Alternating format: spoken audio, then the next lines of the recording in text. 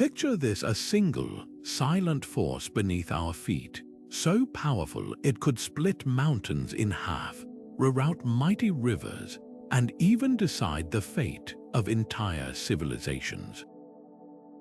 No, it's not some ancient god or mythical beast. It's something far more relentless: the slow, unstoppable dance of tectonic plates.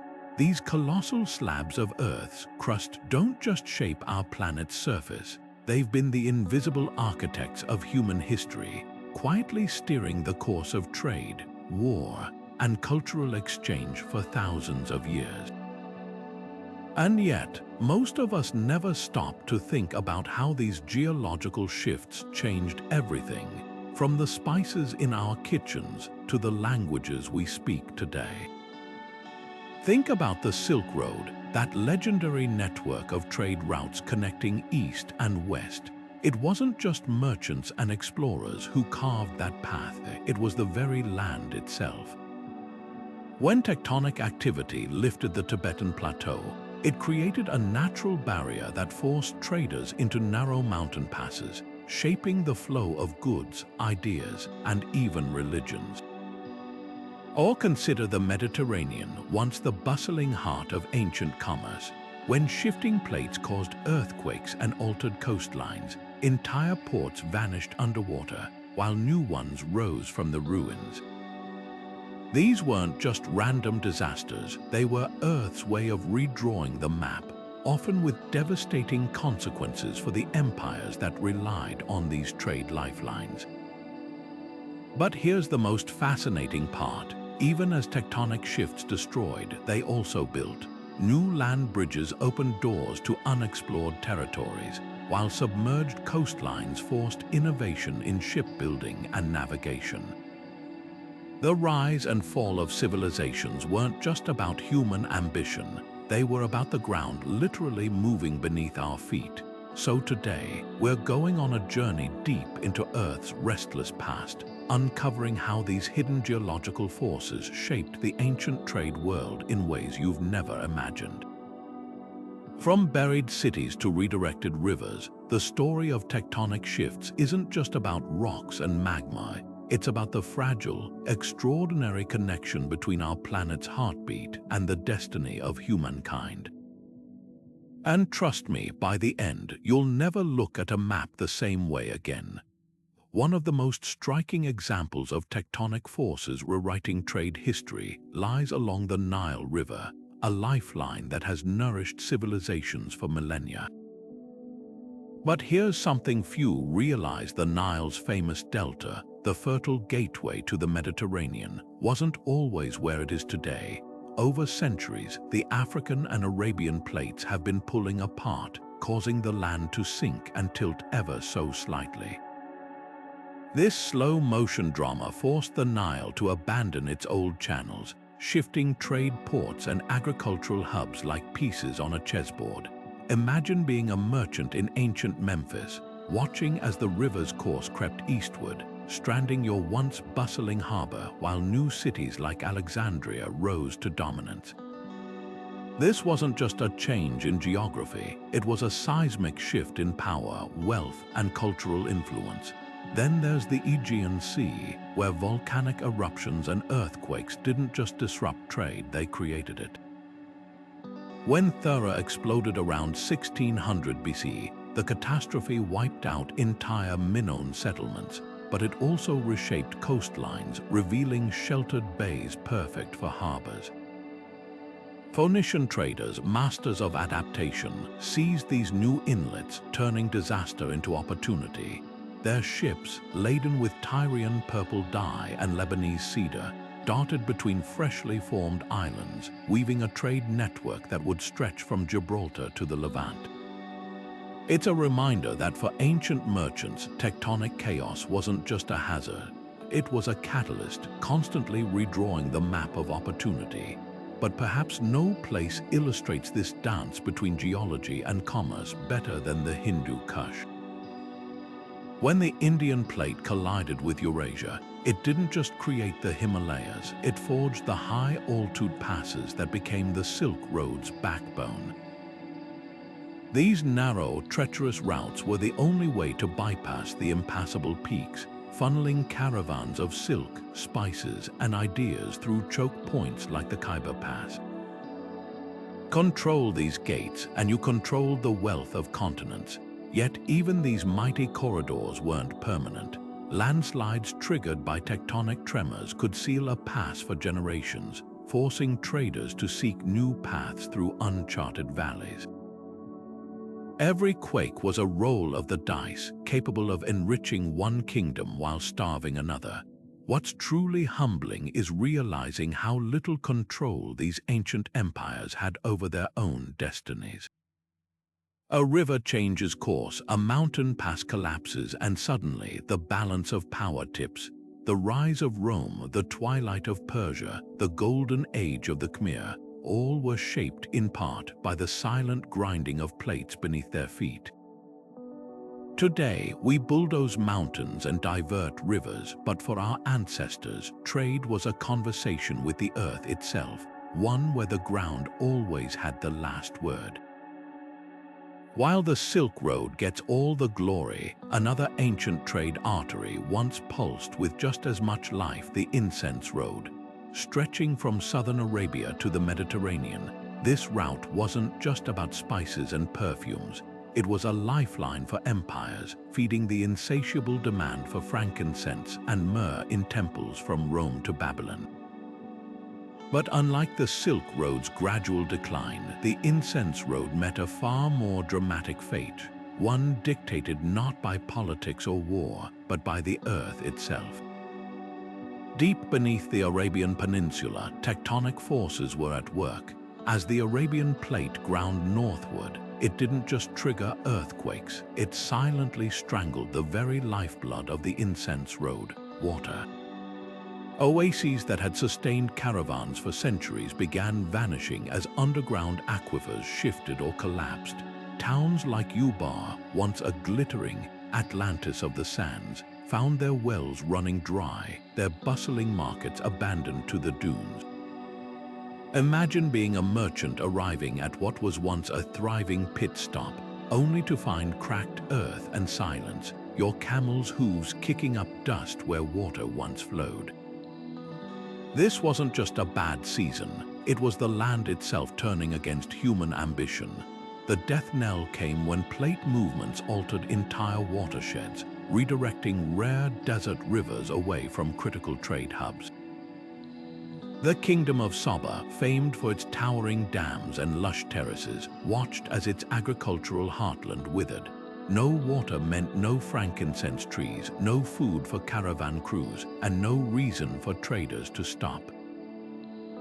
Within a few generations, routes that had thrived for 1,000 years became ghost trails, their memory preserved only in scattered pottery shards and the whispers of Bedouin guides. Yet here's the twist: tectonic shifts didn't just destroy, they also created new opportunities. As the Incense Road faded, rising sea levels from glacial melt, themselves linked to broader geological changes, opened shorter maritime routes. The very forces that doomed land traders empowered sailors, shifting wealth to coastal cities like Aden and Jerha. It's a stark reminder that in the ancient world, commerce wasn't just about human ingenuity. It was a constant negotiation with a planet that refused to stay still. And for the merchants who failed to adapt, the price wasn't just lost profits, it was oblivion. Earthquakes along subduction zones didn't just shake the ground, they reshaped the destiny of entire civilizations by redrawing the very maps sailors relied on. Take the ancient Greek city of Helike, a bustling trade hub one evening, gone without a trace by morning. In 373 BCE, a massive quake liquefied the soil beneath it, swallowing streets, temples, and docks whole. One moment, merchants haggled over amphorae of olive oil. The next, the sea rushed in to claim everything. For centuries, Helike became a cautionary tale whispered among sailors, until 2001, when archaeologists finally found its ruins buried beneath coastal sediment, a stark reminder of how quickly the earth could erase a city from history. But destruction was only half the story. Just as quakes drowned some ports, they thrust others upward. Crete, the heart of Minoan trade, saw its northern coast rise nearly 30 feet after a series of tremors around 1600 BC. Overnight, harbors that had sheltered ships for generations were left high and dry, their docks stranded like beached whales. Sailors returning to familiar shores found themselves lost, staring at cliffs where water once flowed. Yet this upheaval also created new opportunities, fresh inlets and sheltered bays, perfect for the next generation of traders. The Phoenicians, ever the opportunists, seized these newly formed harbors, turning geological chaos into commercial gold. Then there's the tale of Port Royal, Jamaica, the so-called wickedest city on earth. In 1692, a quake sent 2/3 of this pirate haven sliding into the Caribbean, taking taverns, brothels, and warehouses straight to the seabed. For maritime trade, the impact was immediate. Ships that once flocked to Port Royal's deep harbor now had to navigate a fractured coastline, shifting the balance of power to nearby Kingston. The Earth's tremors didn't just sink a city, they rerouted the flow of sugar, slaves, and silver, reshaping the Atlantic economy in a single afternoon. What's remarkable is how these seismic events forced ancient societies to innovate. When the Lycian coast of Turkey was thrust upward by tectonic forces, its people didn't abandon their ports. They built floating docks that could rise and fall with the shifting land. In India, the Chola dynasty adapted to changing coastlines by designing ships with shallow drafts, capable of navigating newly formed sandbars. Each quake was a brutal lesson in flexibility, proving that survival in the ancient trade world wasn't just about wealth or weapons. It was about reading the Earth's movements and dancing to its unpredictable rhythm. Perhaps no example is more striking than the lost city of Rungholt, once a thriving hub in the Wadden Sea. Sometime in the 14th century, a storm surge, exacerbated by sinking land from tectonic subsidence, drowned the entire settlement. Today, its ruins lie beneath tidal flats, a haunting testament to the sea's fickle alliance with the land.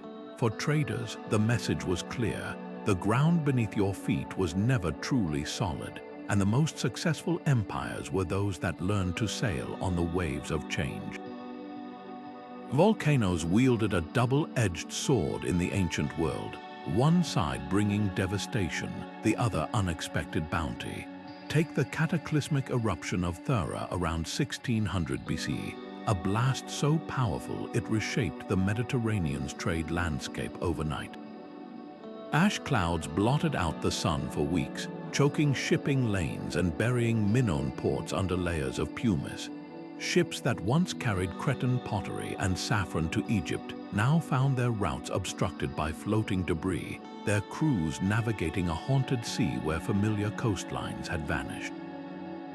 The Minoans, masters of maritime trade, watched as their economic lifelines withered, not from war or politics, but from the Earth's own fury.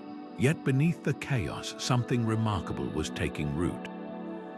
Volcanic ash, rich in minerals like potassium and phosphorus, began to transform the surrounding soil into some of the most fertile land in the ancient world. On Santorini's scorched slopes, vines thrived in the ashy earth, producing grapes so sweet they became legendary. The same eruption that crippled Minoan trade routes later gave birth to a booming wine industry, with Thera's vintages prized from Mycenae to Mesopotamia. It's a striking paradox. The very force that destroyed also nourished, turning barren rock into fields so productive they fed distant empires. This pattern repeated across the globe.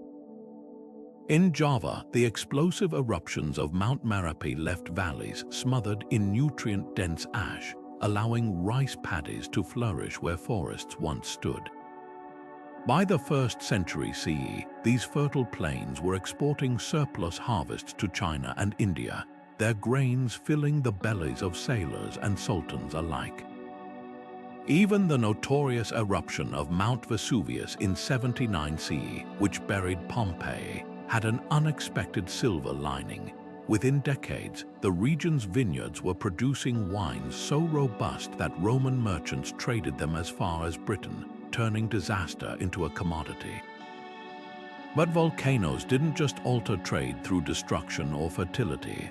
They also forged entirely new markets. When Iceland's Laki fissure erupted in 1783, its ash clouds caused crop failures as far away as Egypt.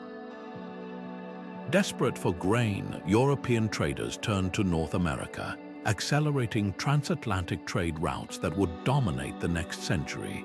Similarly, the eruption of Mount Tambora in 1815 triggered the infamous Year Without a Summer, collapsing European harvests and spurring mass migrations to grain-rich regions like the American Midwest. In each case, the Earth's volatility didn't just disrupt trade, it rewrote the rules, forcing merchants to adapt or perish. What's truly humbling is realizing how these fiery mountains acted as invisible regulators of the ancient economy. A single eruption could strangle one trade route while birthing another, enrich one kingdom while starving its rival. The Minoans may have faded, but their legacy lived on in the vineyards and wheat fields that fed the empires that followed. For ancient traders, volcanoes were more than just natural disasters. They were the unpredictable architects of opportunity, reminding humanity that commerce was never just about human ingenuity, but about learning to dance with the Earth's fiery temperament. The collision that birthed the Himalayas didn't just rearrange continents, it rewrote the rules of global commerce. Picture this: 50 million years ago, the Indian plate, drifting north at the speed of growing fingernails, slammed into Eurasia with such force that it crumpled the Earth's crust into the highest peaks on the planet. But for ancient traders, these mountains weren't just a breathtaking backdrop, they were an economic barricade, forcing a dramatic pivot in how goods moved between east and west. Before the Himalayas reached their sky-piercing heights, the Silk Road's overland routes hummed with activity. Caravans could traverse relatively gentle passes, their camels laden with Chinese silk and Indian spices destined for Roman markets. But as tectonic forces kept pushing the mountains upward, those once manageable trails became treacherous gaunts. The Khyber Pass, a critical artery between Central Asia and the Indian subcontinent, grew steeper and more prone to landslides.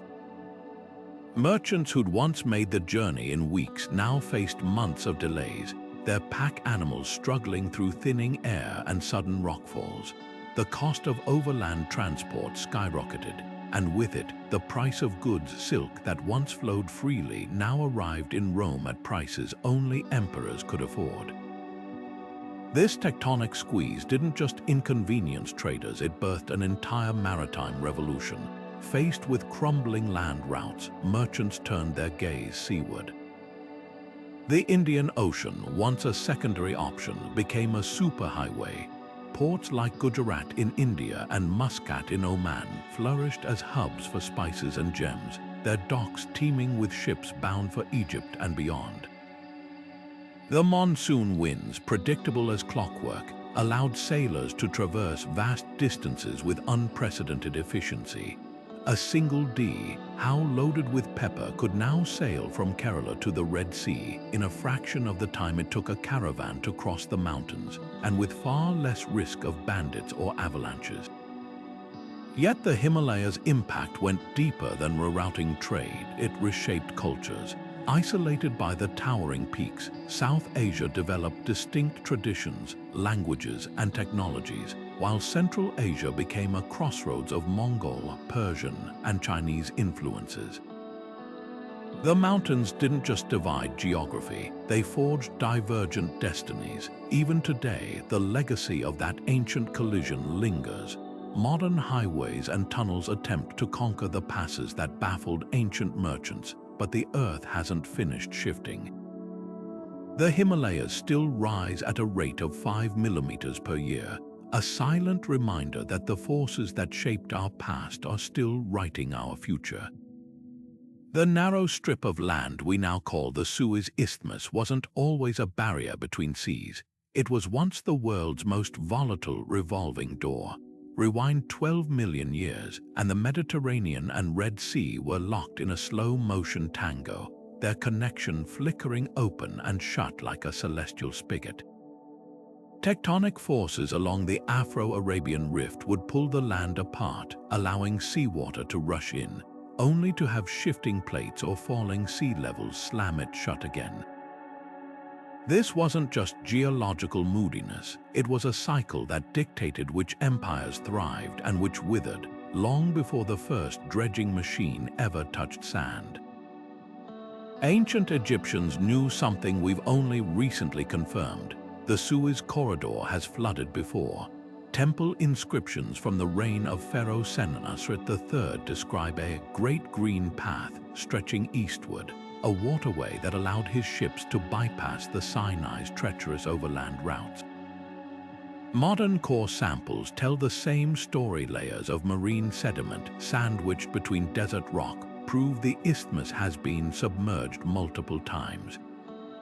For a civilization that relied on trade with Punt for incense and gold, these fleeting openings were economic lifelines. When the waters came, Egyptian merchants could sail directly to the Red Sea. When they retreated, they faced grueling caravan treks where every drop of water had to be hauled by donkey. But the Earth's whims didn't just inconvenience traders, they reshaped global power dynamics. During periods when the land bridge re-emerged, Mediterranean civilizations like the Minoans and Mycenaeans found themselves cut off from the Indian Ocean's riches.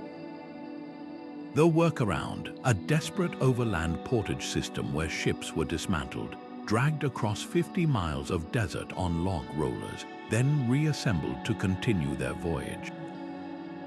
The cost was staggering. Historian Strabo noted that a single such crossing required 6,000 laborers and a small fortune in bribes to local tribes. No wonder Cleopatra later dreamed of digging a canal. She knew her kingdom's fortunes hinged on outsmarting the landscape. The most dramatic twist came around 5.5 million years ago during the Messinian salinity crisis.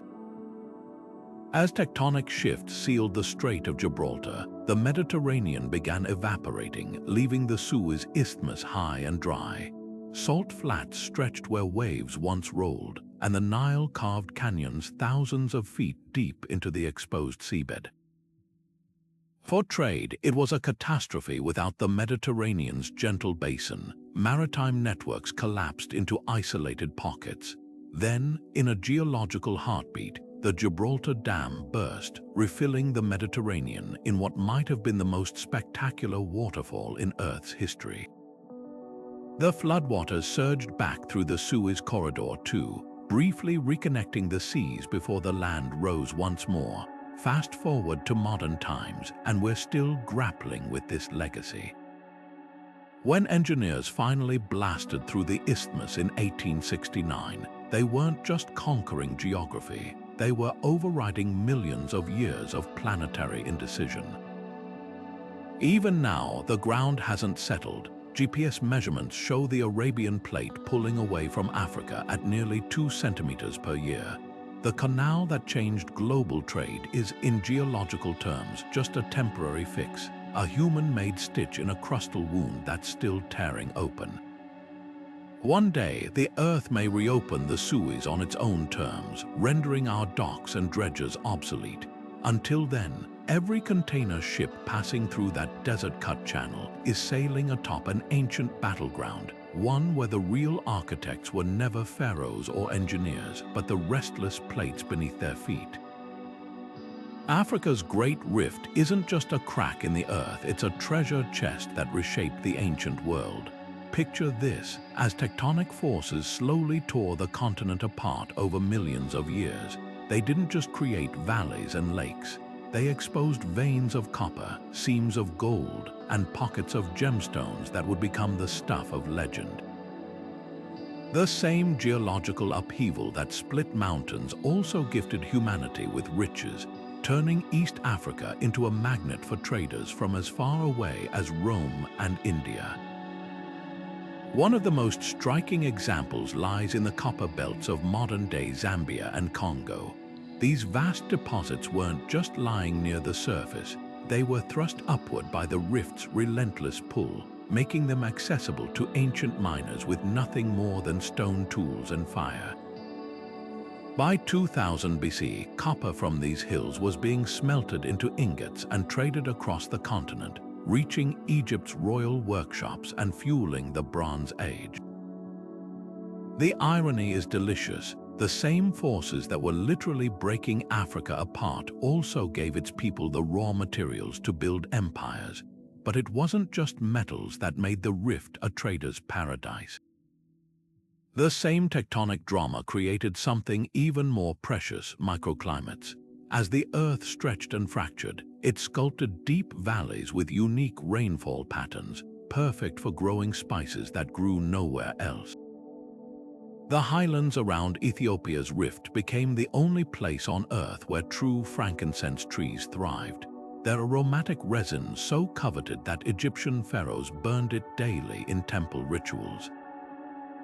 Further south, the Usambara Mountains, lifted by the same geological forces, developed misty slopes ideal for cultivating rare black pepper varieties. These weren't just crops, they were geological accidents worth their weight in gold.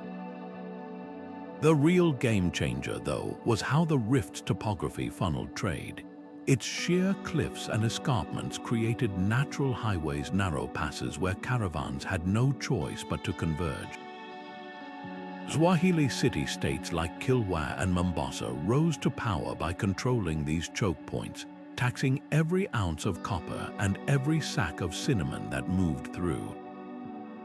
A single merchant's ledger from 14th century Zanzibar records shipments of malachite to China, rubies to Venice, and cloves to Baghdad, all minerals and spices born from the rift's tectonic tantrums. Perhaps the most poetic twist is how these geological gifts outlasted the civilizations that coveted them. When Rome fell and the Silk Road faded, the rift's treasures remained. Even today, the same copper belts that supplied ancient smiths now power our smartphones, and those rift-grown spices still flavor our meals. The Earth may move at a pace too slow for human eyes to see, but its impact on our history is anything but gradual.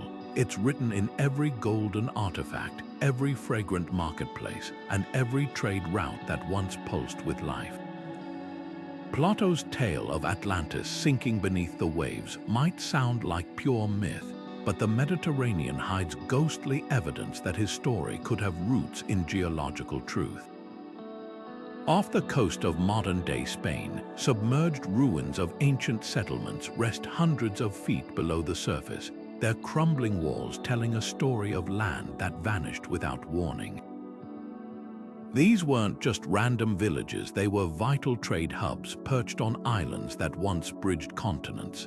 When subduction zones along the Eurasian plate dragged these landmasses under, it wasn't just rock that disappeared, it was entire networks of commerce, culture, and connection.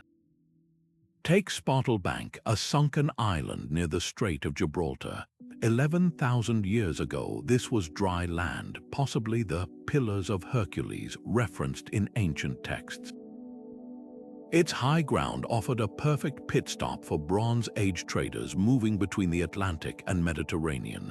Then, around the same time Plato claimed Atlantis fell, tectonic activity sent it plunging into the depths. Imagine the shock of sailors who'd relied on its shores for fresh water and repairs, only to find open ocean where an island had stood for generations.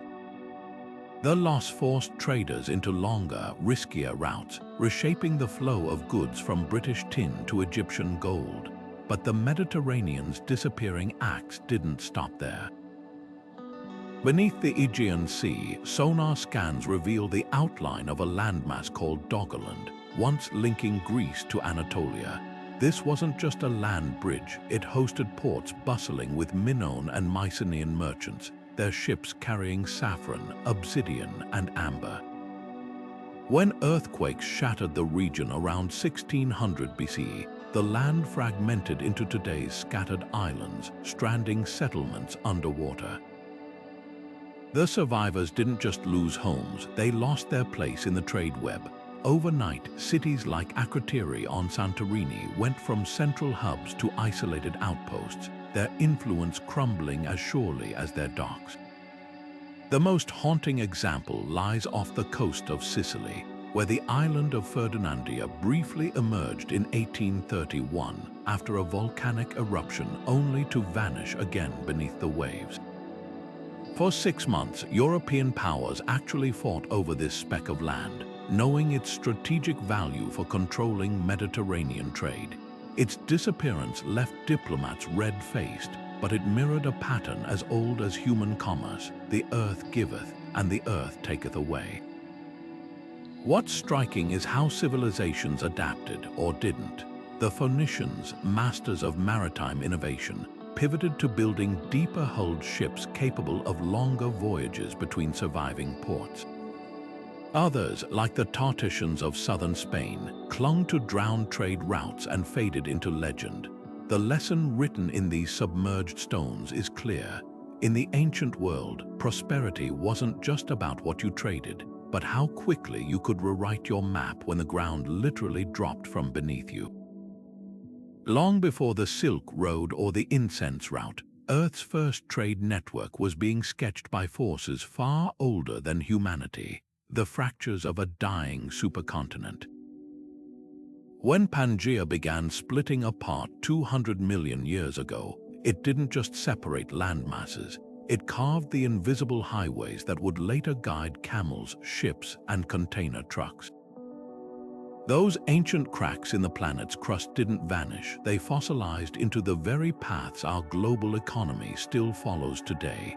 Take the Mississippi River, the backbone of North American trade. Its winding course isn't random. It traces a depression left behind when Pangaea's crust stretched thin, a scar that later filled with water. Pre-Columbian tribes paddled dugout canoes along these channels to trade copper from the Great Lakes, and today, barges haul millions of tons of grain down those same geologic grooves. Even more striking is the Rhine Valley in Europe, a rift that started forming as Pangaea tore apart. What began as a continental wound became a medieval trade corridor for Hanseatic League merchants, and now hosts one of the world's busiest inland shipping routes.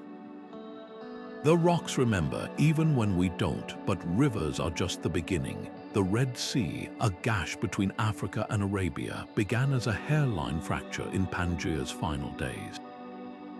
Over millennia, it widened into a maritime superhighway, funneling spices from India to Pharaoh's tombs, and now hosting 18,000 container ships annually. Similarly, the Gulf of Aden, another Pangaean tier, became the bottleneck for every pirate and oil tanker sailing between Europe and Asia. These aren't coincidences, they're geologic destiny. The same forces that pulled continents apart also dictated where humans would later build their busiest ports.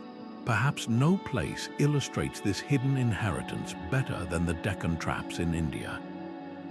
This vast volcanic plateau, born from Pangaea's breakup, weathered into some of the richest soil on Earth. By 500 BC, crops grown in this mineral-rich earth were being traded as far as Rome, and today, the same region produces cotton that feeds global fashion supply chains. The rocks beneath our feet aren't just silent witnesses to history, they're active participants, still shaping which nations prosper and which struggle. Even modern infrastructure bows to these ancient patterns. The Suez Canal follows a suture zone where Pangaea's fragments once stitched together, and the Panama Canal cuts through a geologic weak point that began forming when the supercontinent fractured.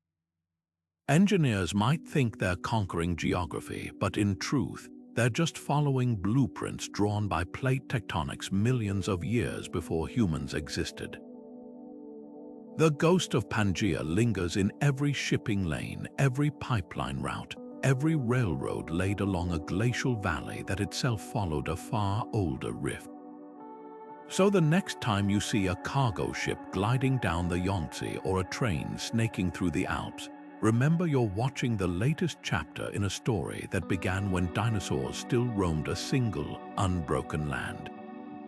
Our globalized world isn't just connected by satellites and treaties, but by cracks in the earth so old they predate flowers, birds, even the Atlantic Ocean itself. The ground beneath us has always been the ultimate cartographer, and its maps are written in stone. The ocean has always been a fickle partner for coastal traders, one day a highway of wealth, the next a wall of destruction. Around 3200 BCE, a massive undersea landslide off the coast of Norway sent a tsunami barreling across the North Sea with waves taller than three-story buildings. When it reached the shores of ancient Britain, it didn't just swamp villages, it erased entire trading outposts where merchants had bartered Cornish tin for Baltic amber. Archaeologists digging through layers of sand and shell middens find sudden gaps in the record. Charred timbers from waterfront warehouses, scattered weights from shattered scales, even the occasional bronze ingot dropped mid-transaction as merchants fled. These weren't just natural disasters, they were economic reset buttons, wiping the slate clean for new powers to emerge. Japan's Wa kingdoms faced a similar reckoning in 684 CE, when the Nankai Trench unleashed a tsunami that drowned the bustling port of Naniwa. This wasn't some sleepy fishing village, it was the gateway for silk and sword exports to Korea and China. After the waters receded, survivors made a radical choice. They rebuilt inland, shifting trade to newly elevated ports like Hakata. The gamble paid off. Within a century, Hakata became East Asia's most cosmopolitan hub, hosting Persian merchants and Korean diplomats in streets designed with flood escape routes. The lesson: sometimes tectonic violence didn't just destroy, it forced innovation, pushing societies to rethink not just where they traded, but how. Then there's Alexandria, the Mediterranean's crowning jewel. When an earthquake in 365 CE triggered an undersea landslide, the resulting tsunami slammed into the city's famed heptastadian causeway, splitting it like kindling. The wave didn't just drown the merchant quarter, it permanently altered the coastline, leaving the once bustyless Eunostos harbor too shallow for large ships. Alexandria's decline wasn't immediate, but the writing was on the wall. Within decades, traders shifted operations to Constantinople, where the Marmara Sea's enclosed waters offered safer anchorage. The earth had spoken and commerce obeyed, but resilience took many forms. In the Moluccas, spice growers hit by repeated tsunamis developed a radical adaptation: floating trade platforms. These rafts of lashed bamboo, anchored just offshore, could ride out waves that leveled coastal warehouses. When Portuguese explorers arrived in the 16th century, they marveled at markets bobbing above coral reefs, where nutmeg and cloves changed hands without ever touching land. It was a stark contrast to places like Pavloptri in Greece, where a Bronze Age trading town simply vanished beneath the waves, its stone quays still visible 6 feet underwater. The cruelest twist: some disasters created opportunities for rivals. When a tsunami obliterated the Sri Lankan port of Mahaditha in the 13th century, merchants from rival Kalinga swooped in, redirecting the lucrative cinnamon trade to their own harbors. The same wave that ruined one kingdom's economy became another's golden ticket. From the shattered piers of ancient Tadma to the relocated emporiums of Sumatra, the message was clear. In the game of trade, tectonic shifts weren't just obstacles. They were the ultimate wild card, capable of toppling empires or birthing new ones with the crash of a single wave. The Euphrates didn't just flow through Mesopotamia, it was Mesopotamia. Every ounce of clay for bricks, every sip of water, every trade route depended on its capricious path. But this wasn't some gentle meander. the river's twists and turns were dictated by tectonic forces deep below, as the Arabian plate ground against Eurasia, buckling the land like a rug shoved across a floor. When the earth shifted, so did the Euphrates, leaving once thriving ports high and dry while transforming barren stretches into bustling waterways overnight.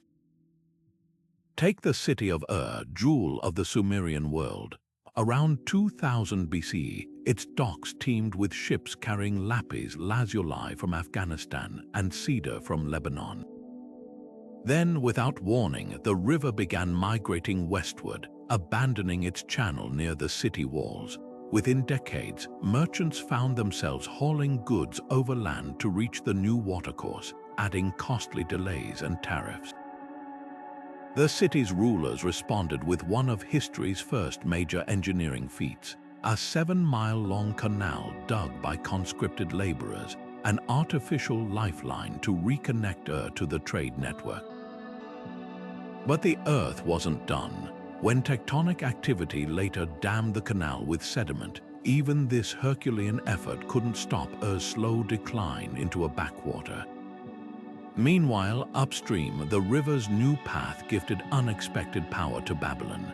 As the Euphrates curled closer to its walls, the city became a choke point for all river traffic. King Hammurabi didn't just build his empire on laws, he built it on tolls, taxing every barge that floated past. By the time the Hittites arrived in 1595 BC, Babylon's control of the waterway was so absolute that cutting off the river to rivals became a standard wartime tactic. The same tectonic shifts that starved had turned Babylon into a hydrological superpower. But the most dramatic twist came further south. Around 600 BC, the river's mouth began silting up as the Persian Gulf's floor slowly rose from tectonic uplift. What had been a thriving delta with ports like Eridu became a swamp, forcing merchants to unload goods miles inland and trudge through reeds. The solution: a network of raised causeways and floating docks, an ancient version of modern container ports. For a time, it worked. Then the river shifted again, and the laboriously built infrastructure became obsolete, leaving archaeologists today to puzzle over canals that lead nowhere and warehouses stranded in the desert. What's haunting is how these changes echo in clay tablets. A merchant's letter from 1700 BC complains of delays because the water has forsaken the old road, while a Babylonian tax record abruptly lists the harbor tax as zero, not because of war or drought, but because the harbor no longer existed. These weren't just bureaucratic notes, they were obituaries for trade routes killed by the ground's slow dance. Yet amid the chaos, ingenuity flourished. When the Euphrates left Sippar high and dry, its merchants pioneered overland caravan routes that later became the backbone of the Silk Road. In Lagash, engineers developed modular canal gates that could be repositioned as the river wandered. Each shift forced adaptation, proving that in Mesopotamia, survival wasn't about controlling nature. It was about learning to read the Earth's subtle cues and moving faster than the current. The real legacy of these wandering waters isn't just in ruined cities, but in the relentless innovation they inspired, a testament to humanity's ability to trade even when the ground won't stay still. High in the Andes, where the air thins and the rocks gleam with secrets, one of history's greatest treasure hunts began not with a map, but with a collision. When the Nazca Plate slammed beneath South America millions of years ago, it didn't just build mountains, it squeezed liquid gold from the Earth's crust like juice from a stone. The result, veins of precious metals so abundant that Inca artisans could pluck nuggets from riverbeds without digging an inch. But here's the twist, those rivers weren't just carrying gold, they were rewriting it.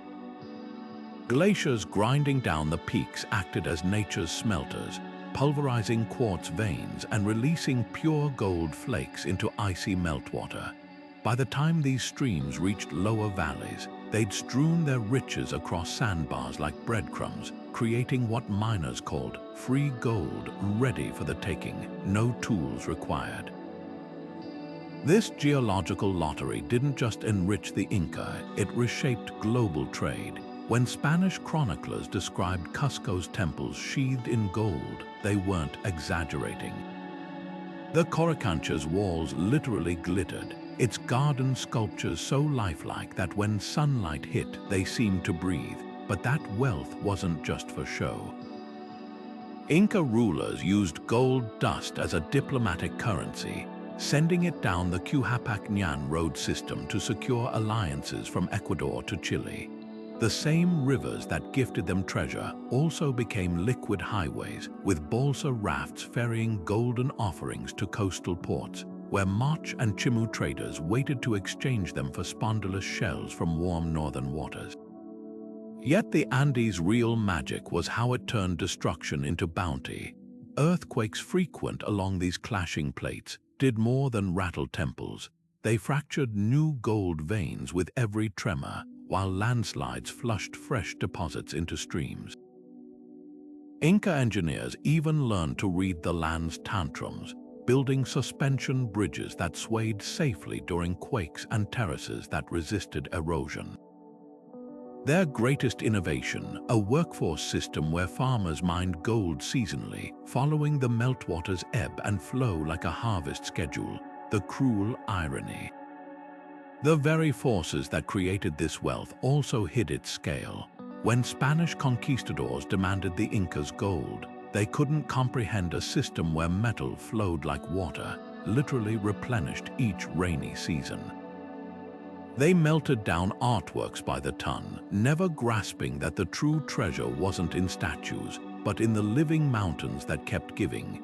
Today, modern miners still chase those ancient glacial trails, their machines scraping at deposits first uncovered by Ice Age floods. The gold rush never really ended, it just evolved one tectonic shift at a time. The Danakil Depression isn't just one of Earth's most inhospitable places, it's a masterclass in how danger can breed innovation. This Ethiopian badland, where temperatures soar past 50 degrees Celsius and toxic gases seep from volcanic cracks, should have been a trade-dead zone. Instead, it became the stage for one of history's most ingenious commerce systems, silent trade. Picture this: merchants from rival tribes or distant kingdoms would arrive at the edge of this hellscape, but instead of meeting face to face, they'd leave bundles of goods on predetermined salt flats, then retreat to safe distances. Hours or days later, others would approach, inspect the offerings, and leave counter gifts of equivalent value. No words exchanged, no hands shaken, just goods appearing and disappearing like ghosts in the haze. This wasn't just about avoiding conflict, it was geology dictating human behavior. The depression sits atop the Afar Triple Junction, where three tectonic plates are tearing Africa apart. Earthquakes routinely reshuffle the terrain, opening new gas vents or swallowing paths overnight. For traders carrying salt blocks from Lake Afrera or obsidian from the highlands, these weren't inconveniences, they were existential threats. A single misstep could mean collapsing into a sulfur pit or suffocating on invisible carbon dioxide pools. Silent trade eliminated the need to linger in this death trap, turning the land's volatility into an advantage. The system worked because the geology itself acted as a trusted middleman. Salt pans, hardened by millennia of evaporation, became natural display tables where goods wouldn't sink or blow away. Volcanic glass deposits served as mile markers, guiding traders to the same neutral exchange points for generations. Even the ever-present dust storms played a role. They erased footprints, ensuring complete anonymity. What's fascinating is how this model spread. Similar systems emerged in the steaming jungles of Sumatra, where traders avoided malaria-ridden valleys by leaving pepper and camphor at elevated volcanic outcrops. In the American Southwest, ancestral pueblones used canyon alcoves sheltered from flash floods to exchange turquoise for macaw feathers without ever crossing paths. The common thread, dangerous landscapes forced commerce to adapt, proving that sometimes the best trade routes weren't about connection, they were about strategic avoidance. The real legacy of silent trade lies in its elegance. No contracts, no coinage, just an unspoken understanding forged by mutual respect for the land's wrath. When Portuguese explorers first stumbled upon these rituals in the 1500s, they dismissed them as primitive. Yet today, their descendants navigate stock markets where algorithms trade invisibly across digital chasms, proof that the Danakil's lessons still echo wherever uncertainty reigns. The ground may have been treacherous, but the system it inspired was anything but. 12,000 years ago, walking from Vietnam to Borneo wouldn't have required a boat, just sturdy sandals. This was Sunderland, a lost continent now lying beneath the Java Sea, its rolling hills and river valleys drowned by rising oceans as the last ice age retreated. But before the waters came, this wasn't just land. It was the world's first maritime superhighway, a bridge between worlds where obsidian from Papua met rice from the Mekong, and where cultures exchanged more than goods, they exchanged futures. The scale of this drowned civilization is staggering. At its peak, Sunderland was twice the size of India, with river systems longer than the Nile weaving through its forests. Archaeologists call it the Southeast Asian Atlantis, but unlike Plato's myth, its ruins are very real. Off the coast of Java, divers have found submerged stone tools clustered around ancient riverbeds, their edges still sharp despite millennia underwater. These aren't random artifacts, they're proof of trade hubs that once thrived where sharks now swim. One particularly haunting site near Sumatra reveals a sunken workshop littered with half-finished beads, as if the craftsmen simply dropped their tools and fled the rising tide. What's fascinating is how these waters didn't just erase, they preserved. The same silt that buried coastal villages also sealed their secrets in a time capsule. In 2018, researchers probing the seabed near Malaysia extracted strands of twisted fiber, the remnants of a 6,000-year-old fishing net, still knotted as if ready to cast. Nearby, they found pottery fragments etched with designs matching those used by Aboriginal Australians, suggesting trade links stretching far beyond what scholars once imagined. The ocean that fragmented Sunderland also froze its connections in mud, offering snapshots of a networked world we're only beginning to decode. The real tragedy lies in the knowledge lost. Oral traditions from Borneo's Dayak people speak of ancestors who walked to the islands before the sea chased them uphill, while Australian Dreamtime stories describe a time when the Kimberley coast stretched endlessly northwest. These aren't just myths, they're living memories of geographic trauma. When the seas rose 3 meters per century at the end of the Ice Age, they didn't just drown land, they shattered cultural memory. Pottery styles that had spread across Sunderland suddenly fractured into isolated regional patterns, like a mirror dropped onto stone. The same waters that gave birth to today's archipelagos also created divides that would take millennia to cross again. Yet from this catastrophe emerged something extraordinary, the world's first true sailors. As Sunderland's inhabitants retreated to shrinking highlands, they didn't just adapt to the sea, they mastered it. The oldest known fishhooks, found in Timor-Leste's caves, date to this era, their curved shells honed for deep-water fishing. Rafts evolved into outrigger canoes capable of crossing hundreds of kilometers of open ocean. By the time the seas stabilized around 6,000 years ago, these refugees of a drowned continent had become the Austronesian people, history's greatest maritime explorers, whose descendants would settle everything from Madagascar to Easter Island. The ultimate irony, the same rising waters that destroyed Sunderland's trade routes created new ones. As valleys flooded, they became straits. As hills drowned, they became islands. The Java Sea today is a palimpsest of those ancient paths, its shipping lanes following submerged river channels that Stone Age traders once walked. Tankers carrying oil from Borneo to Singapore now glide above valleys where mammoths once foraged, their hulls slicing through water that covers the footprints of the first global network we almost forgot. The Earth took a continent, but in return it gave us the ocean, and with it the restless spirit of exploration that still defines us. Some of history's greatest seafarers faced an enemy no sword could defeat, their own rising homeland. Across Scandinavia, a silent phenomenon called post-glacial rebound has been lifting the land for millennia, like a slow-motion cork floating upward after being pressed down by ice. During the last ice age, glaciers over a mile thick crushed the Earth's crust beneath them, depressing Scandinavia like a giant thumb pressing into clay.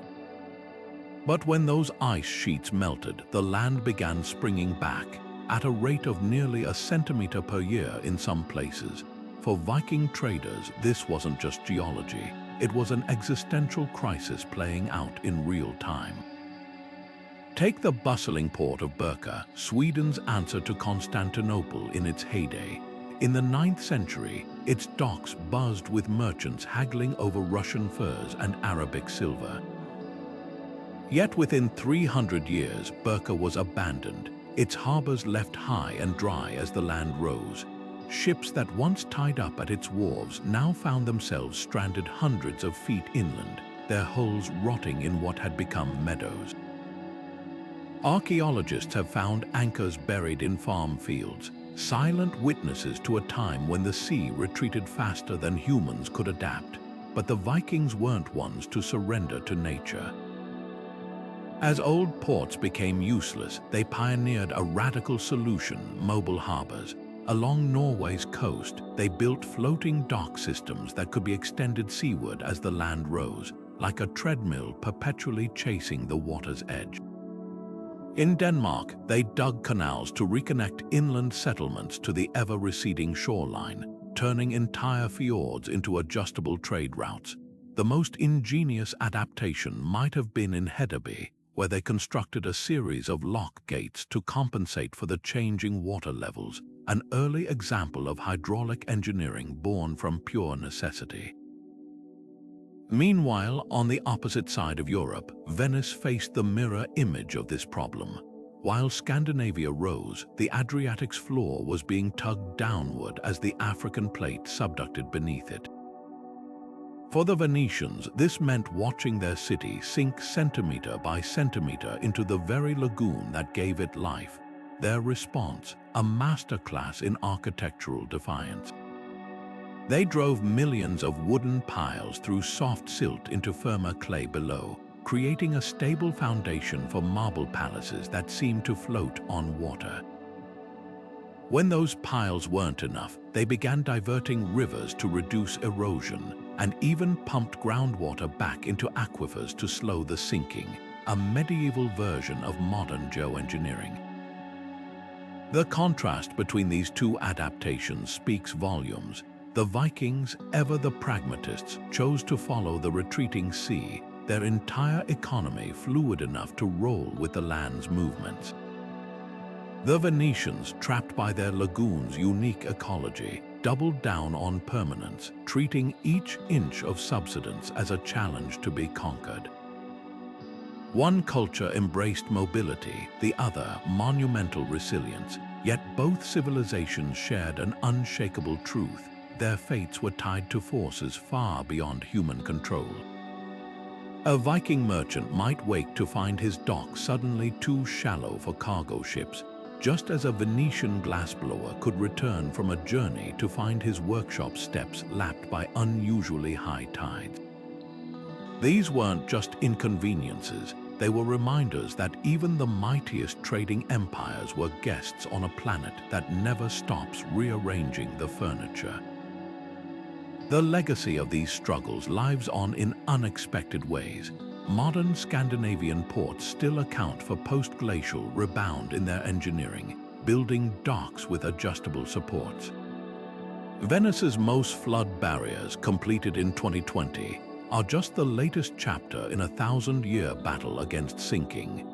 What began as desperate adaptations have become blueprints for our own age of rising seas and shifting coastlines, proof that the ancient dance between land and water never really ends, it just changes partners.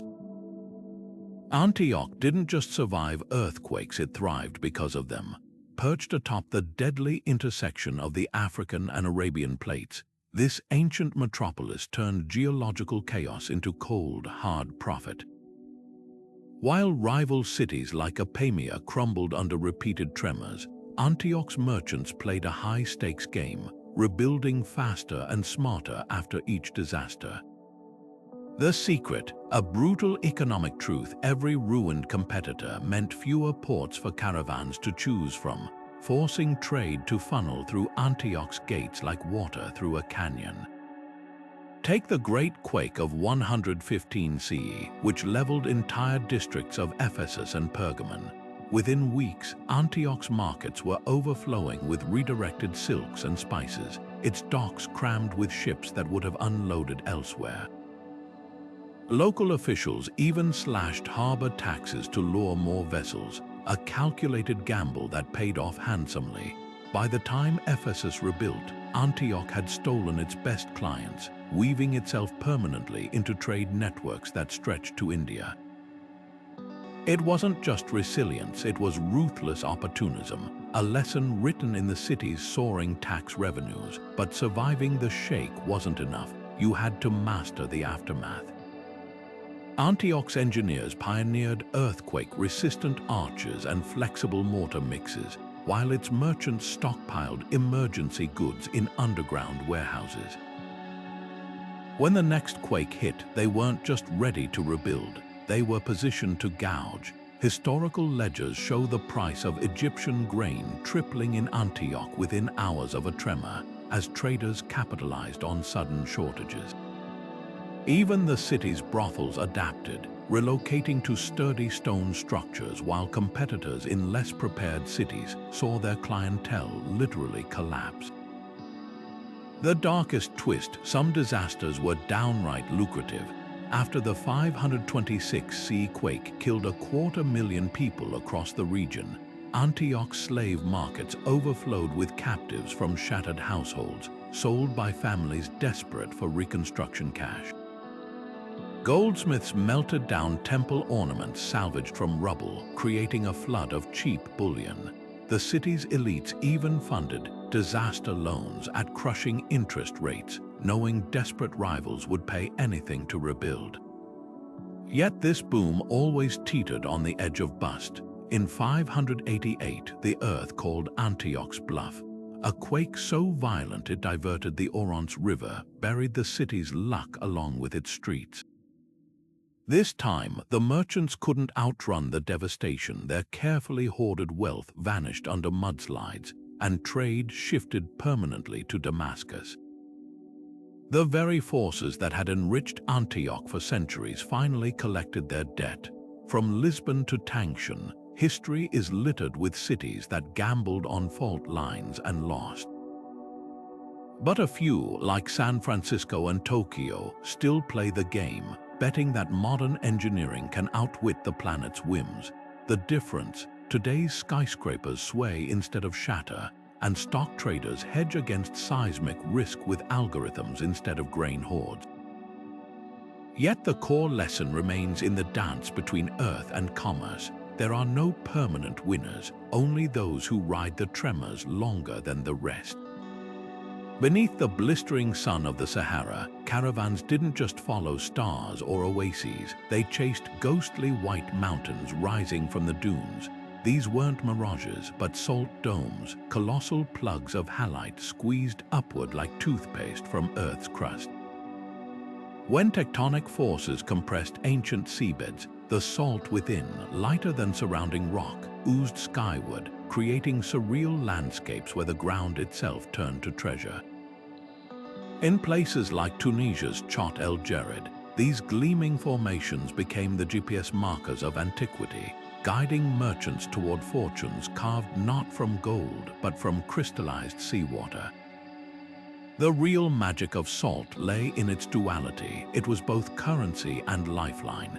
At Tag Hazer in the Malian desert, entire cities were built from salt blocks, their walls literally worth their weight in gold.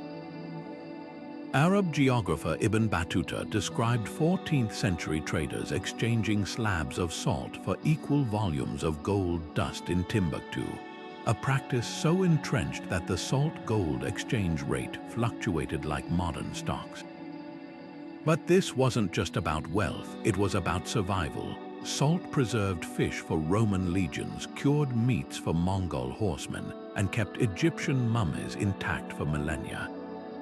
The very mineral that made food last longer also made empires last longer.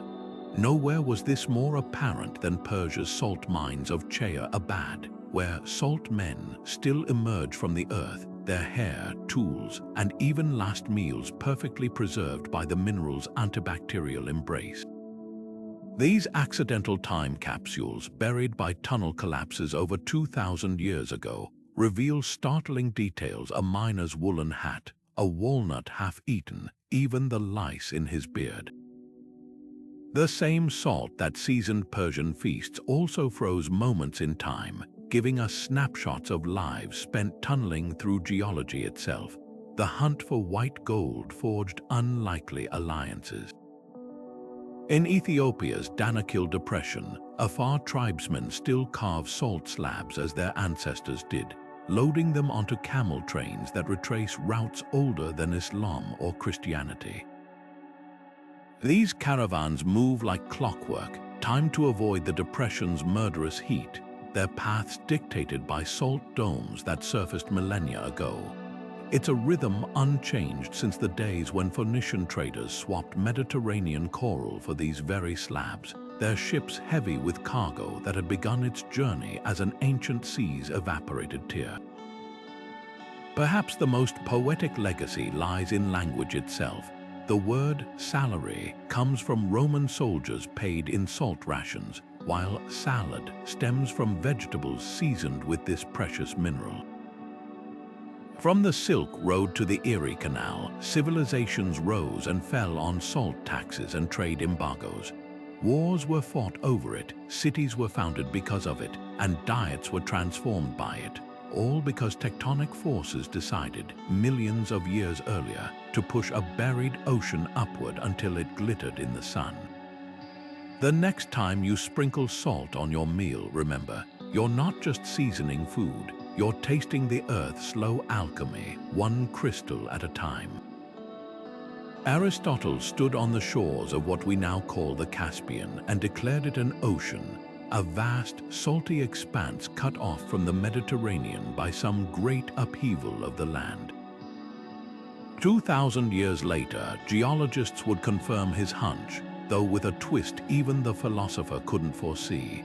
This body of water isn't just landlocked, it's a shape-shifter, its very identity as a sea or lake determined by tectonic forces that have rewritten its chemistry, depth, and destiny more times than historians can count. The debate begins with salinity.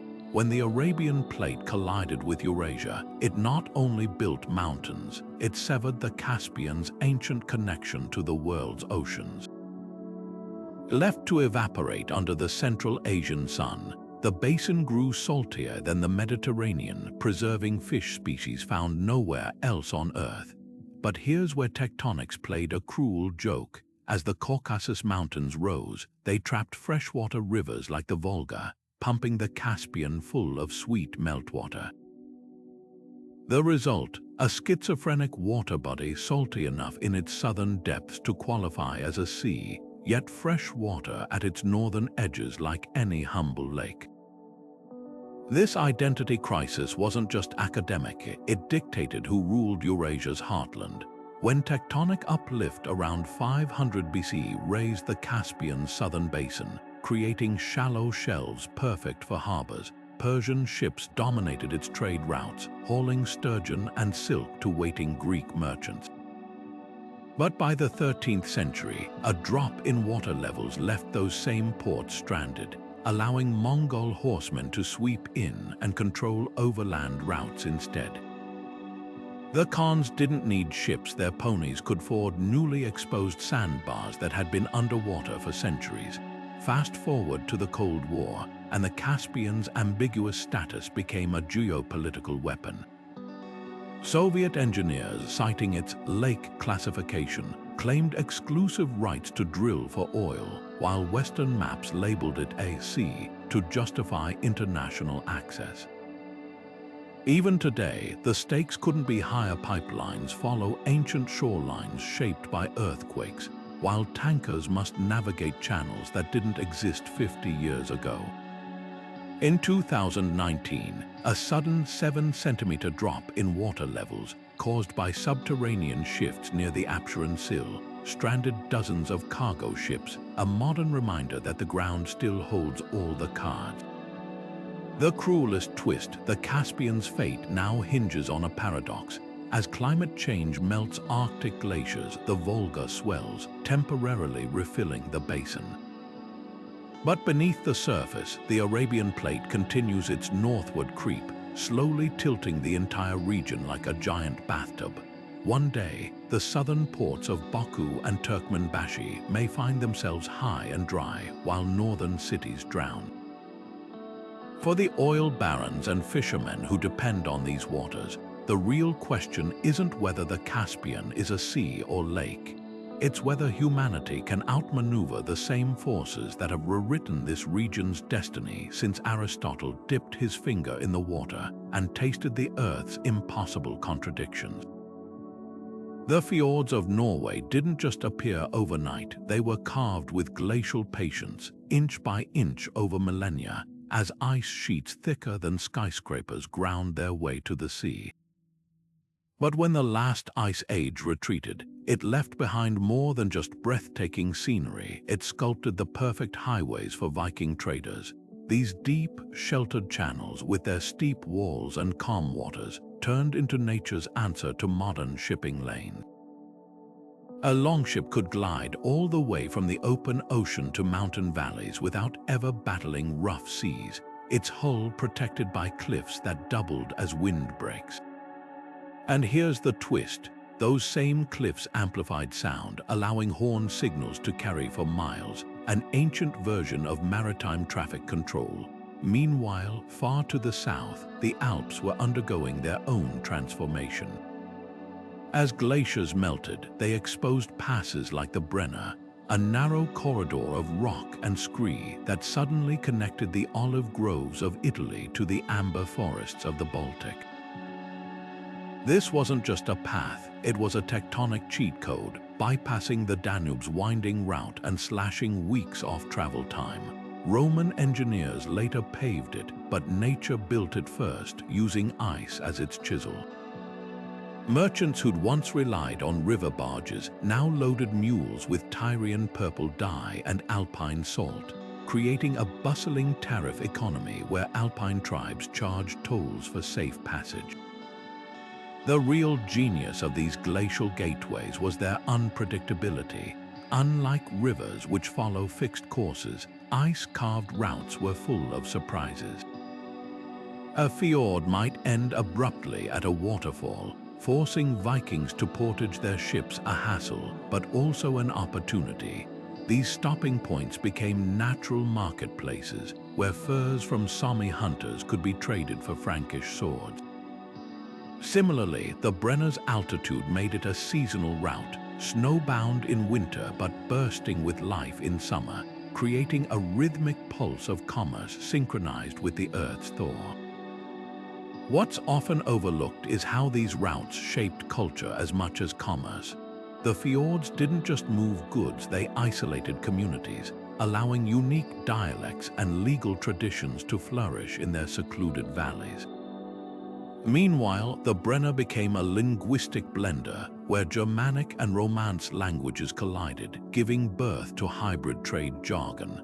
The land wasn't just a backdrop for human activity, it was an active participant, deciding which ideas spread and which stayed local. Today's cargo ships still thread through those same fjords, and trucks rumble over the Brenner's modern asphalt, proving that the best trade routes aren't invented, they're inherited. The ice may be gone, but its fingerprints remain, etched into the very bones of the landscape. Every time a container ship docks in Bergen or a wine shipment crosses the Alps, it's following a path laid down not by kings or engineers, but by the slow, relentless partnership of ice and stone. Deep beneath the Shang dynasty's bustling markets, where bronze coins clinked and silk bundles changed hands, traders faced an invisible enemy, the ground itself. In ancient China, profit and peril were often separated by nothing more than a tortoise shell and a hot poker. Shang merchants didn't just study ledgers, they stared into cracks, reading the earth's whispers in the fractured patterns of scorched turtle plastrons. These oracle bones weren't mere superstition, they were the world's first geological risk assessments, born from a civilization that understood the ground beneath them could shake fortunes as easily as it could shake cities. The ritual was precise. A diviner would press a burning rod into a clean turtle shell or ox scapula, watching as the heat split the bone along hidden fault lines, literally, the stress points where tectonic pressure had subtly weakened the structure. The resulting cracks formed branching patterns, interpreted by royal scribes as messages from ancestors. But here's what modern archaeologists have pieced together. Many of these divinations coincided with real seismic zones. A bone cracked vertically might signal safe passage for jade caravans along stable routes, while jagged fractures could warn of unstable terrain where landslides might swallow salt shipments whole. The Shang weren't just predicting the supernatural, they were mapping risk onto geography, using animal bones as proxies for the Earth's restlessness. This practice bled into commerce at every level. Inscriptions on surviving oracle bones reveal urgent questions. Should we store millet in the northern warehouses this season? Or will the river road to the copper mine stay open? The answers dictated real economic moves. Grain stockpiles shifted, mining operations delayed, even currency values adjusted based on perceived stability. When a bone's cracks aligned in auspicious patterns, the king might authorize loans for ambitious trade expeditions. Ominous readings could trigger market contractions, with merchants hoarding goods until the next divination. The most striking evidence lies in the Shang's commodity choices. Unlike contemporaries who prized gold, they obsessed over jade, a stone forged by tectonic collisions, often found along fault lines. Its durability became a metaphor for stability in uncertain times. Similarly, their bronze workshops clustered near known copper deposits, but oracle bone records show abrupt relocations after repeated bad cracks, likely reflecting seismic activity that made mining hazardous. Even their legendary silk trade adapted to geological anxiety. Mulberry groves were planted in seismically quiet valleys, while weaving centers avoided floodplains prone to liquefaction during quakes. What modern traders might dismiss as primitive hocus-pocus was in fact an ingenious early warning system. By the Zhou dynasty's rise, these practices had evolved into formalized earth crack divination, where officials monitored fissures in temple floors as economic indicators. A sudden split in the ancestral shrine's tiles could send spice prices soaring in markets 100 miles away. The legacy lingers today in subtle ways. Chinese commodities markets still use terms like dragon vein for stable investment channels, a poetic holdover from viewing trade routes as extensions of the Earth's hidden fractures. Perhaps the ultimate testament to this system's sophistication came in 2008, when seismologists studying the Shangqiu Oracle Bone Archive noticed something eerie. The cracks in bones from 1200 BC formed patterns statistically similar to modern seismic risk maps of the same region.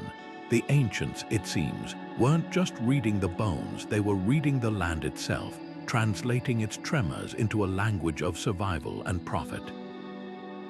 In a world where the ground could open without warning, they turned tectonics into tactics, proving that commerce's oldest rule wasn't buy low, sell high. It was listen to the earth or lose everything. The Arabian Plate isn't just drifting, it's twisting, turning the Red Sea into a slow-motion vise. Right now, as you watch this, Africa and Arabia are pulling apart at roughly the speed your fingernails grow. A tectonic tug of war that's gradually squeezing this vital waterway narrower by millimeters each year. But don't let those tiny numbers fool you over centuries. This adds up to seismic shifts that have rewritten trade maps before. Ancient Egyptian scrolls from the reign of Queen Hatshepsut tell the tale. Around 1450 BC, ships returning from the fabled land of Punt suddenly found their usual harbors inaccessible, with once navigable channels now choked by unexpected shallows. Modern geologists examining coral terraces along the Red Sea coast confirm these accounts sudden uplifts that stranded entire ecosystems above water, collateral damage from the plate's relentless rotation. Fast forward to today, and the same geological drama is unfolding with higher stakes. The Bab el-Mandeb Strait, the Red Sea's southern choke point where 15,000 ships pass annually, is getting approximately 1 centimeter narrower every decade. At that rate, within 500 years, this critical passage could become too shallow for modern mega container ships, forcing a costly rerouting of global trade. Imagine oil tankers from the Gulf, instead of slipping through Suez, being forced to detour around Africa's Cape of Good Hope, adding weeks to voyages and millions in fuel costs. The ripple effects would rewrite supply chains from Shanghai to Rotterdam, making everything from electronics to olive oil more expensive. Yet history shows us this isn't just a future problem, it's a recurring pattern. Coral fossils discovered near Jeddah reveal that around 1200 CE, similar tectonic shifts briefly pinched the Red Sea's central channel, stranding Arabian spice traders on newly exposed reefs. Venetian merchants, unaware of the underwater changes, watched helplessly as their expected shipments of pepper and myrrh failed to arrive, triggering medieval Europe's first recorded spice crisis. The ground's slow dance doesn't care about human schedules. When it decides to move, commerce either adapts or collapses. The most unsettling part, we're already seeing early warning signs. In 2016, satellite measurements detected an unusual bulge along the Red Sea's eastern shore near Yanbu, where the Arabian Plate is buckling upward. Port authorities now conduct annual depth surveys, nervously tracking how this uplift affects shipping lanes. Meanwhile, archaeologists working near the ancient port of Berenice Troglodytica have uncovered Roman-era warehouses built successively farther seaward over 3 centuries, a silent testament to how earlier generations coped with the same creeping catastrophe. But here's the twist. This geological squeeze might also create unexpected opportunities. As the seafloor buckles, it's exposing previously untapped mineral deposits, including massive sulfide vents rich in copper and zinc. The same forces threatening global shipping could birth a new underwater mining boom, with robotic submarines harvesting metals from cliffs that didn't exist 50 years ago. Nature's vice could become humanity's windfall, provided we're clever enough to read the signs and adapt. After all, the Pharaoh's merchants eventually found new routes to Punt, and medieval sailors charted safer passages. The winners in this slow-motion game aren't those who fight the Earth's movements, but those who learn to surf them. The question isn't whether the Red Sea will change, it's whether we'll be as nimble as our ancestors when the time comes. The same tectonic forces that heaved the Andes skyward didn't just reshape the land, they rewrote the rules of the wind. As these mountains rose mile after mile, they became a colossal wall that deflected ocean breezes like a ship's prow slicing through waves. The result: a dramatic shift in Pacific trade winds that would become the invisible highway for Polynesian navigators, guiding their double-hulled canoes across thousands of miles of open ocean.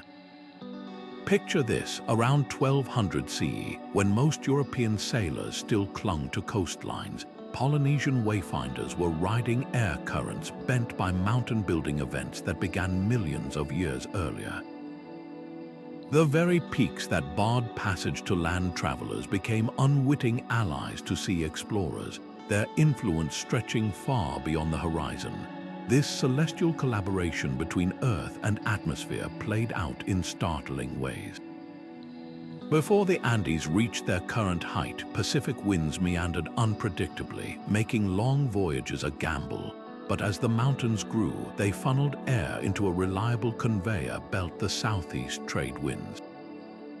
These steady gusts gave Polynesian navigators a natural compass, allowing them to sail confidently toward the rising sun, knowing the winds would carry them home.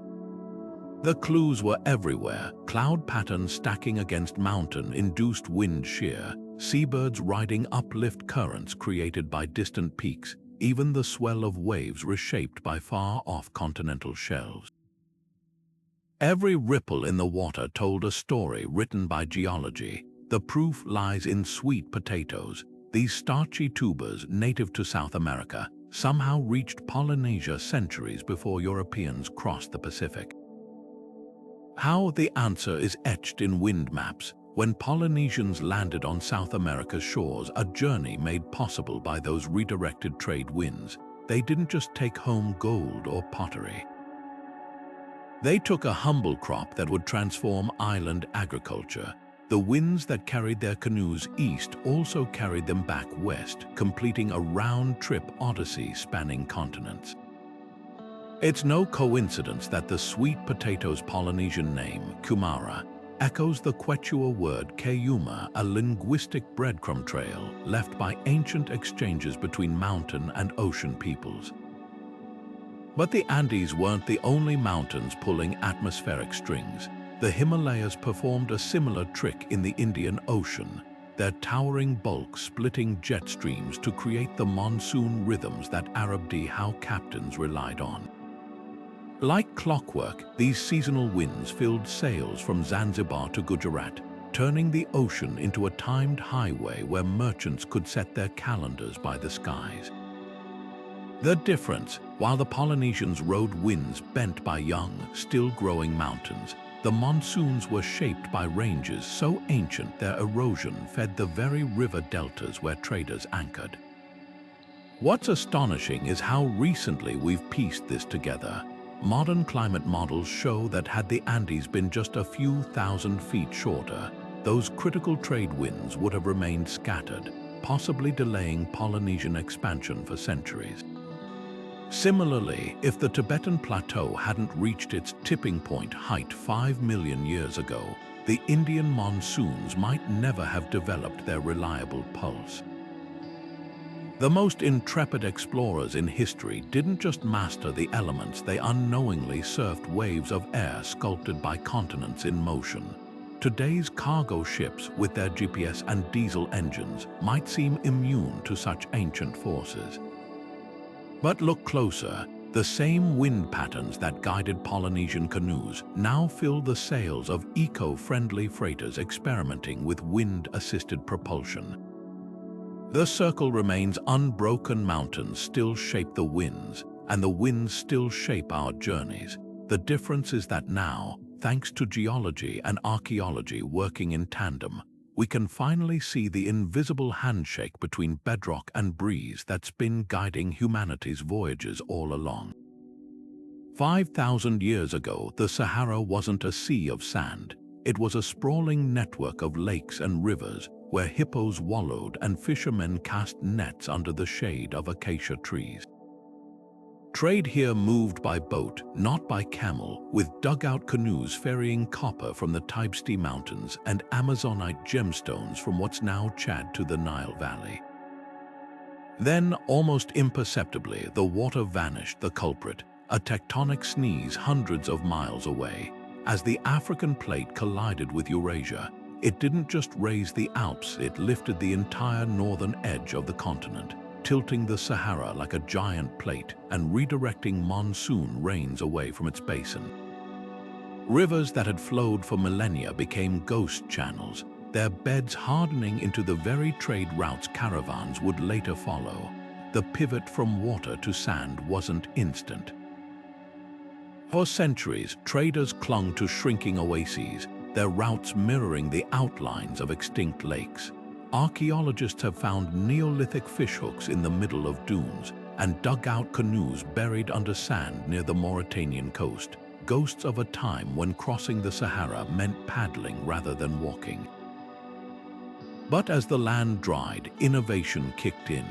The Garamontes, a civilization in modern-day Libya, became the Sahara's first hydrological engineers, tunneling through rock to tap fossil water reserves. Their underground canals, or fagaras, turned patches of desert green, creating pit stops for early caravans carrying salt from the drying lake Chad to the Mediterranean. Then came the camel, an animal so perfectly adapted to the new Sahara that its arrival reads like a geological conspiracy. Around 300 BC, dromedaries from Arabia replaced oxen and horses as the desert's freight trains. Their ability to go days without water and carry 400 pounds of cargo transformed trade rhythms. Where riverboats had moved bulky goods like timber and grain, camels enabled luxury items, gold from Ghana, ivory from the Sahel, even cola nuts bound for Moroccan palaces. The shift was so profound that Roman historians like Pliny the Elder complained about soaring prices for exotic goods, blaming those infernal desert ships. The most astonishing evidence of this transformation lies in the sand itself. Satellite imagery reveals ancient caravan tracks converging on fossil river deltas, their paths tracing the memory of water. In Mali's Thames-roofed basin, a wasteland so harsh the Tuareg call it the land of thirst, these tracks curve around long-vanished lakes, following shorelines visible only from space. Even the location of Timbuktu, the Sahara's greatest trading hub, was dictated by geology. It sat at the last reliable bend of the Niger River before the desert swallowed its tributaries. Today, the Sahara's tectonic story is coming full circle. As climate change alters rainfall patterns, parts of the desert are greening again. In Mauritania, nomads report finding their grandfathers' camel trails submerged under sudden lakes. Meanwhile, scientists drilling beneath the sand have uncovered pollen from long-extinct trees, proof that the desert's heartbeat still follows the slow dance of continents. The ground may have forced our ancestors to trade water for sand, but it's also whispering a reminder: nothing in this landscape is permanent, not even the dunes. Beneath the sun-baked plains of Cappadocia, an entire shadow economy thrived in the dark. The same volcanic eruptions that sculpted the region's ferry chimneys also created something far more valuable to ancient traders: a labyrinth of tunnels so vast it could hide entire caravans. When Byzantine merchants needed to evade Arab raids or imperial tax collectors, they didn't take to the roads, they vanished underground, guiding their donkeys through pitch-black corridors carved by millennia of tectonic shifts.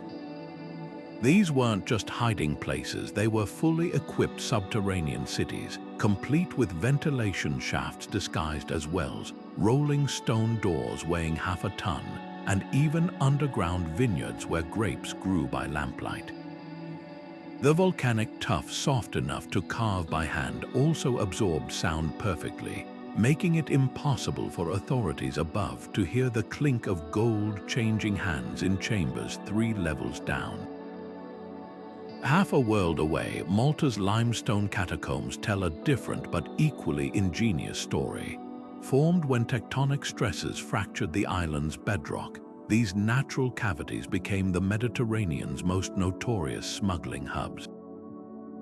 Phoenician traders stashed Tyrian purple dye in waterproof niches, knowing the porous stone would mask the pungent scent from Roman inspectors. Centuries later, the Knights Hospitaller converted these same caves into clandestine granaries during the Great Siege of 1565, trickling supplies to besieged populations through hidden sea-level entrances. The rock itself became an accomplice. Limestone's natural temperature regulation kept perishable goods fresh, while its maze-like structure confused would-be raiders. Archaeologists still find amphorae sealed with wax intact in deep chambers, their contents olive oil, wine, even precious saffron preserved as perfectly as the day they were hidden. But perhaps the most audacious underground trade network flourished in China's Longyu caves. Unlike the naturally occurring tunnels of Cappadocia or Malta, these caverns were hand-carved into sandstone during the Han Dynasty, but with a twist. Engineers deliberately followed fault lines where the rock was already fractured, turning tectonic weaknesses into architectural advantages. The result: a sprawling complex where salt smugglers could disappear with their contraband, using underground rivers that flowed along the same cracks in the Earth's crust. When authorities searched one entrance, traders escaped through others that only appeared at low tide, their knowledge of the land's hidden anatomy giving them an unbeatable edge.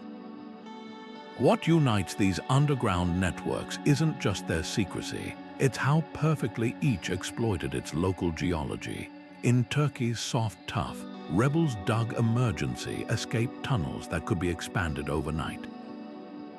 Malta's limestone smugglers used the stone's natural acidity to dissolve evidence, pouring vinegar on ledger tablets when raids came. Even the echo patterns in different rock types became tools. Cappadocian merchants could judge a tunnel's safety by the sound of a dropped pebble, while Maltese navigators used the way whispers carried through certain passages as a primitive sonar system.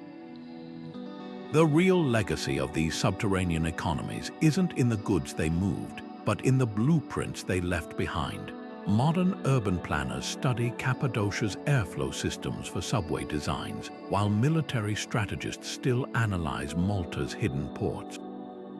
Most remarkably, the same fault lines that once hid illicit trade now serve as natural insulation for cutting-edge data centers, proof that the Earth's fractures will always find new ways to shape human commerce, whether we're trading spices or cryptocurrencies. The ground beneath us never stopped being a partner in the dance of supply and demand, it just changed costumes. The East African Rift isn't just a crack in the Earth, it's a slow-motion revolution that's already rewriting trade playbooks. While headlines focus on a distant future where Africa splits in two, the ground beneath ports like Dar es Salaam and Mombasa is shifting in ways that scramble logistics today. Satellite measurements show the rift widening by 6 millimeters annually, a pace that sounds trivial until you realize it's enough to tilt entire coastlines. In Kenya's Kilindini harbor, engineers now adjust dock pilings yearly to compensate for the sinking seabed, while Tanzanian freight trains hauling copper from the rift's mineral-rich edges must recalibrate their tracks every monsoon season as the land stretches like taffy. But the real intrigue lies in the rift's long game. Projections suggest that within 5 million years, the Red Sea's waters could come rushing into Ethiopia's Afar Depression, birthing an ocean where camels now tread. Future ports might cluster around this newborn sea's shores, their cranes unloading cargo onto ships bound for India without rounding the Horn of Africa. Imagine Djibouti, currently a strategic pinch point, left high and dry as new deepwater harbors emerge in now landlocked Uganda. The same tectonic forces that lifted the Alps and carved the Grand Canyon are sketching a blueprint for trade routes our great-great-grandchildren will navigate. Already, subtle changes are offering previews. When a sudden rift-induced sinkhole swallowed a highway near Nairobi in 2018, it rerouted truck convoys carrying tea to the coast, adding days to deliveries and spiking global auction prices. Similar shifts in groundwater patterns are forcing Ethiopian coffee growers to relocate plantations uphill, altering supply chains that stretch from Addis Ababa to Starbucks counters worldwide. The ground isn't waiting for some far-off cataclysm. It's making its presence felt in quarterly earnings reports and shipping manifests today. The smart money is already adapting. Chinese-built railways snaking inland from Kenyan ports use flexible bridge designs that can accommodate another meter of stretching over the next century. Dubai's DP World is investing in modular floating docks for Tanzanian harbors, anticipating sudden subsidence. Even archaeologists are getting in on the action, studying how ancient Swahili traders adjusted to coastline changes. Their ruined ports now serve as case studies in resilience. Perhaps the most tantalizing possibility lies beneath the rift's volcanic soils. As the crust thins, rare earth elements are bubbling up, minerals crucial for smartphones and electric cars. The same fissures threatening infrastructure are creating tomorrow's most valuable trade goods, setting the stage for a 22nd century gold rush. The Earth doesn't just take, it gives, demanding only that we pay attention to its whispers. For now, the rift remains a slow-motion spectacle, its full impact visible only in time-lapse. But every container ship docking in Zanzibar, every oil tanker bypassing the Suez, is already dancing to the rhythm of a continental breakup measured in millimeters. The ground is moving, and commerce, whether it's ready or not, will have to move with it. From the rise of the Himalayas to the sinking of Atlantis, tectonic shifts have been the unseen puppeteers of trade history. These slow-motion dramas remind us that even the mightiest empires bowed to geological forces. The Phoenicians may have ruled the waves, the Silk Road may have connected continents, and Venice may have built its wealth on salt. But none of it would have been possible without the ground beneath them quietly rewriting the rules. Every spice route, every harbor, every mountain pass was shaped by forces older than civilization itself. Forces that cared nothing for kings or merchants. Think about it, the same collision that pushed the Himalayas skyward also forced traders into narrow passes where bandits lurked and taxes were levied. The same volcanic eruptions that buried Minoan ports also fertilized soil that would feed Rome. Even now, as you watch this, the Arabian plate is inching northward, silently narrowing the Red Sea, while East Africa slowly tears itself apart, creating future oceans that will one day redefine global shipping. The Earth never stops moving and commerce never stops adapting. But here's what's truly humbling: we're still part of this story. The pipelines snaking across Central Asia, the container ships squeezing through the Suez, they're all following paths laid down by ancient collisions and rifts. The difference is now we can see the strings. Satellite measurements track millimeter by millimeter shifts. Engineers design bridges to flex with earthquakes, and archaeologists piece together how past civilizations coped with the ground's whims. We're no longer just passengers on a restless planet. We're learning to read its rhythms. So the next time you sip coffee from Ethiopia or tap a phone made with rare earths from China, remember, you're holding the latest chapter in a saga written by plate tectonics.